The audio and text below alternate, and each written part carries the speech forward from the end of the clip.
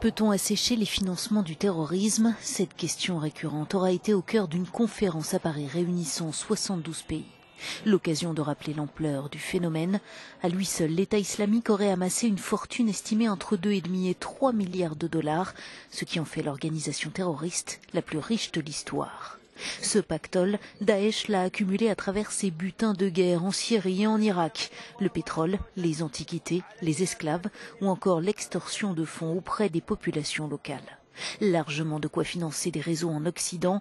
Si les attentats du 11 septembre imputés à Al-Qaïda auraient coûté selon les sources jusqu'à 343 000 dollars, ceux du 13 novembre à Paris revendiqués par Daesh ont été chiffrés à 80 000 euros. Pour Claude Moniquet, spécialiste du terrorisme, financer ce type d'attaque reste un jeu d'enfant.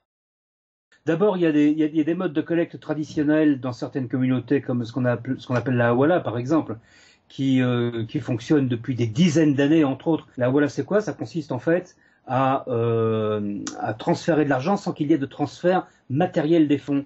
Vous allez chez un commerçant à Paris ou à Londres, vous lui remettez une somme et instantanément, un correspondant de ce commerçant à Lahore ou quelque part en Irak va remettre à la contrepartie de cette somme, moins quelques frais, à la personne que vous avez désignée. Et il n'y a pas de transfert. Ce sont des compensations qui se font. C'est à peu près indétectable. Alors pour ce qui est de l'utilisation des moyens de paiement des plateformes numériques, des cartes de crédit prépayées et ce genre de choses-là, effectivement, c'est très très difficile à tracer, surtout si on parle de virements de 30, 50 ou 100 dollars. D'après les autorités françaises, plus de 400 donateurs de Daesh ont toutefois été identifiés en France, ainsi que plus de 300 personnes qui collectaient cet argent, essentiellement depuis la Turquie et le Liban.